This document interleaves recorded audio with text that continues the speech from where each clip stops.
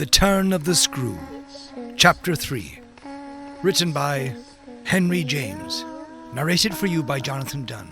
Original year of publication 1898. This work is in the public domain. Production and narration copyright 2025, Jonathan Dunne. Ashes, ashes, we are dead. 3. Her thus turning her back on me was, fortunately not for my just preoccupations, a snub that could check the growth of our mutual esteem. We met after I had brought home little Miles, more intimately than ever on the ground of my stupefaction, my general emotion. So monstrous was I then ready to pronounce it that such a child as had now been revealed to me should be under an interdict. I was a little late on the scene, and I felt, as he stood wistfully looking out for me before the door of the inn at which the coach had put him down, that I had seen him on the instant, without and within, in the great glow of freshness, the same positive fragrance of purity, in which I had from the first moment seen his little sister. He was incredibly beautiful, and Mrs. Grose had put her finger on it. Everything but a sort of passion of tenderness for him was swept away by his presence. What I then and there took him to my heart for was something divine that I have never found to the same degree in any child, his indescribable little air of knowing nothing in the world but love. It would have been impossible to carry a bad name with a greater sweetness of innocence, and by the time I had got back to Bly with him, I remained merely bewildered so far, that is, as I was not outraged, by the sense of the horrible letter locked up in my room, in a drawer.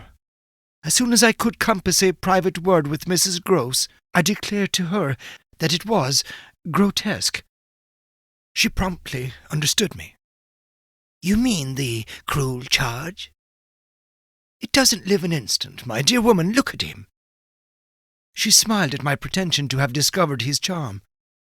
"I assure you, miss, I do nothing else. What will you say then?" she immediately added.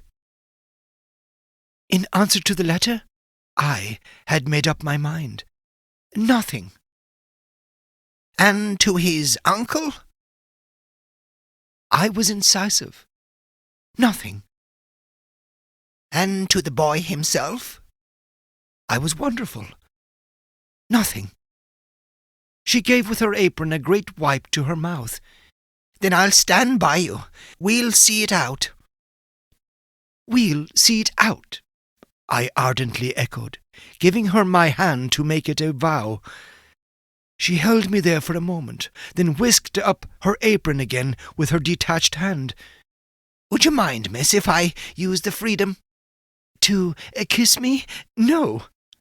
I took the good creature in my arms, and, after we had embraced like sisters, felt still more fortified and indignant.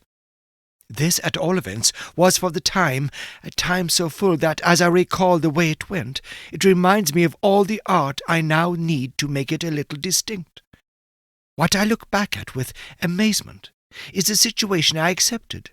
I had undertaken with my companion to see it out, and I was under a charm, apparently, that could smooth away the extent and the far and difficult connections of such an effort. I was lifted aloft on a great wave of infatuation and pity. I found it simple, in my ignorance, my confusion, and perhaps my conceit, to assume that I could deal with a boy whose education for the world was all on the point of beginning. I am unable even to remember at this day what proposal I framed for the end of his holidays and the resumption of his studies. Lessons with me, indeed, that charming summer. We all had a theory that he was to have, but I now feel that, for weeks, the lessons must have been rather my own.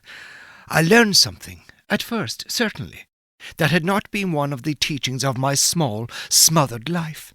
Learned to be amused, and even amusing, and not to think for the morrow.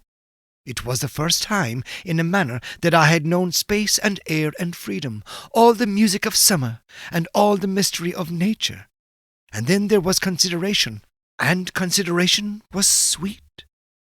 Oh, it was a trap, not designed, but deep, to my imagination, to my delicacy, perhaps to my vanity, to whatever in me was most excitable. The best way to picture it all is to say that I was off my guard. They gave me so little trouble. They were of a gentleness so extraordinary. I used to speculate, but even this with a dim disconnectedness, as to how the rough future, for all futures are rough, would handle them and might bruise them. They had the bloom of health and happiness, and yet, as I had been in charge of a pair of little grandees, of princes of the blood, for whom everything to be right would have to be enclosed and protected, the only form that, in my fancy, the after years could take for them was that of a romantic, a really royal extension of the garden and the park. It may be, of course, above all, that what was suddenly broke into this gives the previous time a charm of stillness, that hush in which something gathers or crouches. The change was actually like the spring of a beast. In the first weeks the days were long. They often, at their finest, gave me what I used to call my own hour, the hour when, for my pupils, tea-time and bedtime having come and gone, I had, before my final retirement, a small interval alone. Much as I liked my companions, this hour was the thing in the day I liked most, and I liked it best of all when, as the light faded, or rather I should say the day lingered, and the last calls of the last birds sounded, in a flushed sky, from the old trees, I could take a turn into the grounds and enjoy, almost with a sense of property that amused and flattered me, the beauty and dignity of the place. It was a pleasure at these moments to feel myself tranquil and justified, doubtless perhaps, also to reflect that by my discretion, my quiet good sense and general high propriety, I was giving pleasure, if he ever thought of it, to the person of whose pressure I had responded. What I was doing was what he had earnestly hoped, and directly asked of me, and that I could, after all, do it proved even a greater joy than I had expected. I dare say I fancied myself, in short, a remarkable young woman, and took comfort in the faith that this world more publicly appear. Well, I needed to be remarkable to offer a front to the remarkable things that presently give their first sign. It was plump one afternoon, in the middle of my very hour. The children were tucked away, and I had come out for my stroll. One of the thoughts that, as I don't in the least shrink now from noting, used to be with me in these wanderings was that it would be as charming as a charming story suddenly to meet someone. Someone would appear there at the turn of a path, and would stand before me and smile and approve. I didn't ask more than that. I only asked that he should know, and the only way to be sure he knew would be to see it, and the kind light of it in his handsome face. That was exactly present to me, by which I mean the face was when, on the first of these occasions, at the end of a long June day, I stopped short, on emerging from one of the plantations, and coming into view of the house. What arrested me on the spot, and with a shock much greater than any vision had allowed for, was the sense that my imagination had, in a flash, turned real. He did stand there, but high up, beyond the lawn and at the very top of the tower to which, on that first morning, little Flora had conducted me.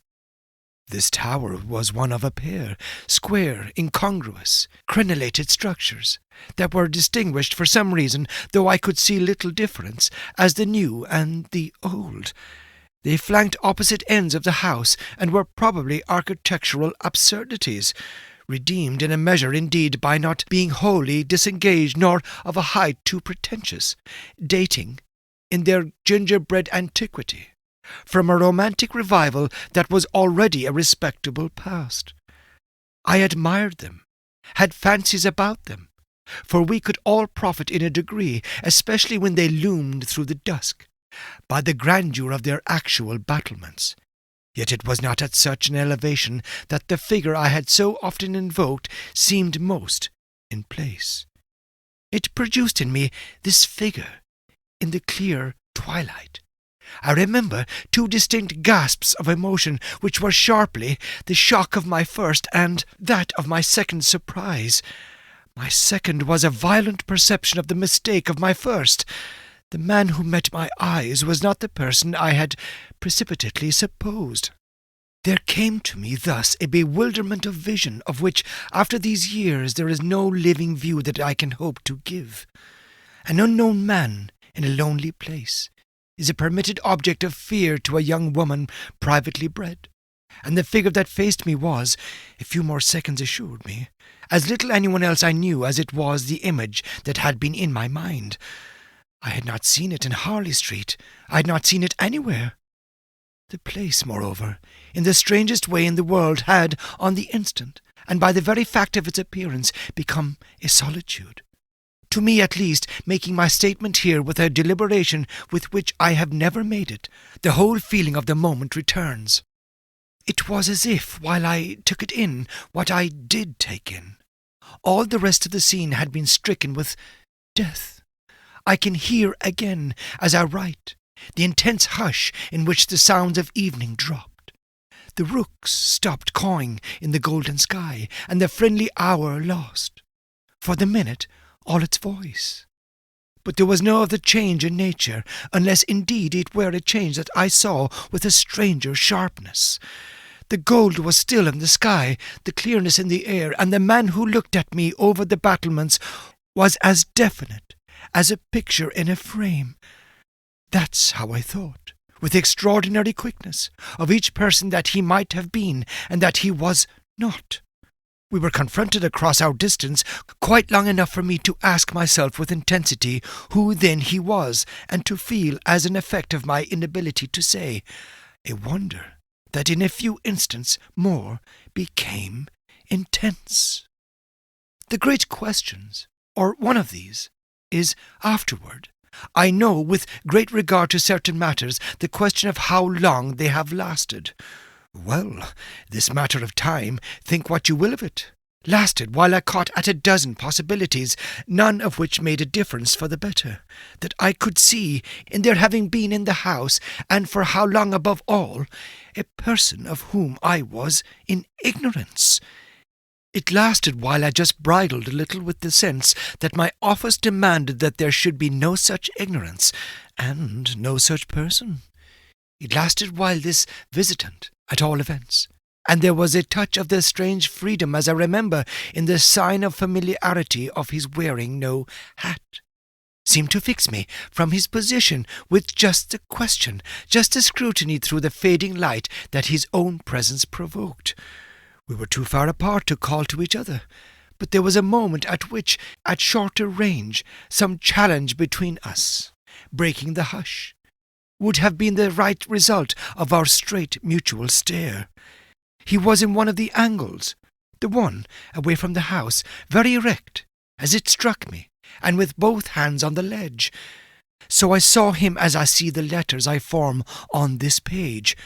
Then, exactly, after a minute, as if to add to the spectacle, he slowly changed his place, passed, looking at me hard all the while, to the opposite corner of the platform.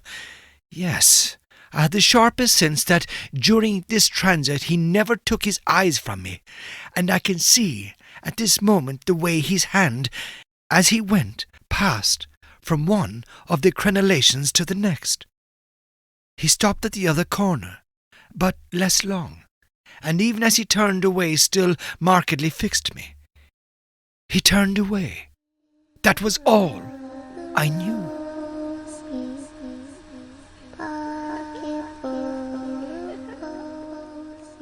This has been The Turn of the Screw, Chapter 3, written by Henry James, narrated for you by Jonathan Dunne. Original year of publication 1898. This work is in the public domain. Production and narration copyright 2025, Jonathan Dunne. Ashes, we are